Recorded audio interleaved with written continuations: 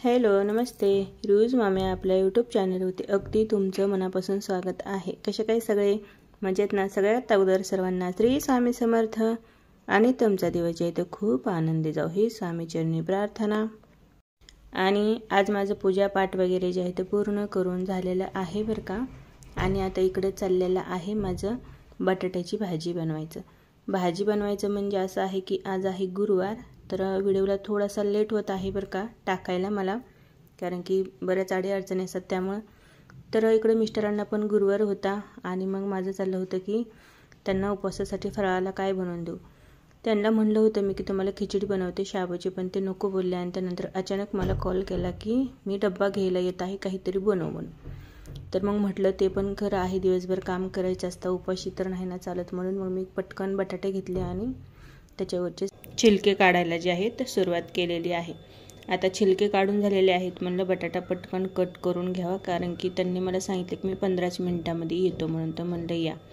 आणि मी इथे जे आहे ना तर बटाट्याचे काप थोडेसे मोठेच ठेवणार आहे बरं का, कारण की आपल्याला यामध्ये फक्त बटाटाच करायचा आहे, दुसरं काहीच घालायचं नाही आणि शेंगदाण्याचं कूट घालायचं आहे। आणि थोडंसं म्हणलं शिल्लक करून घ्यावा, कारण की मुलं आहेत तर मग मुलं पण थोडासा खातील म्हणून मी बटाटा थोडासा शिल्लकच घेतलेला असो।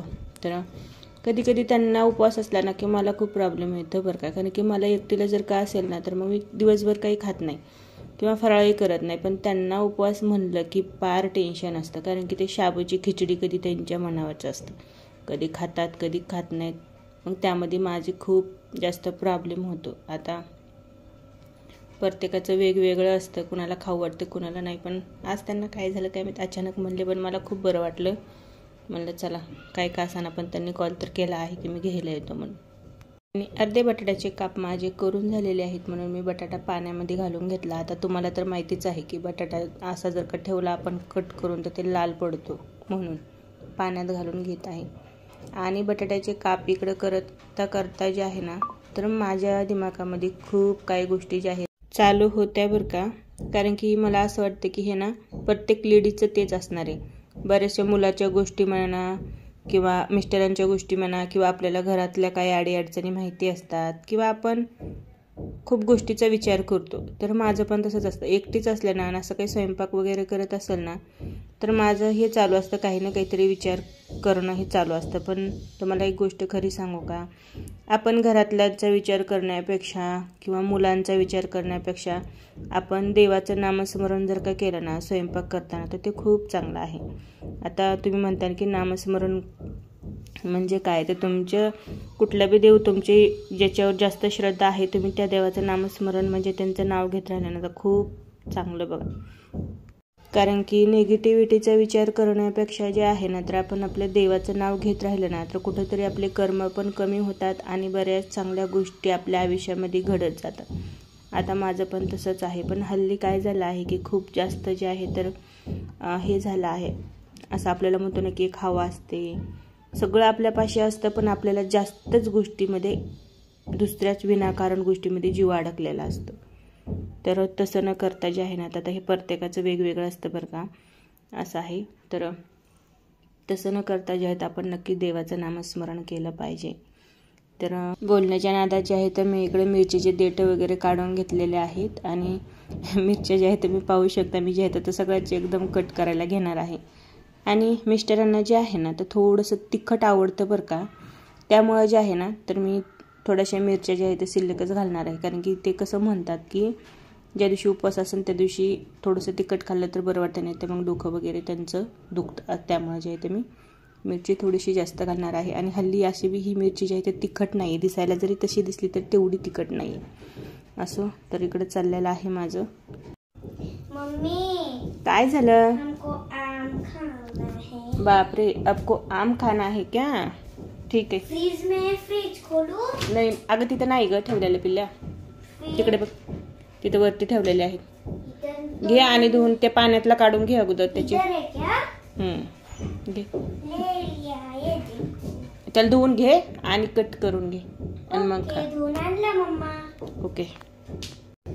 आणि मुलांचं कसं असतं, आपण एक काम करत असतो त्यांचं काही ना काहीतरी वेगळंच चालतं, तसंच हिचं पण आहे। मी काहीतरी कामात असलं ना की मला घाई गडबड असावं मग हिचं सुरू होते।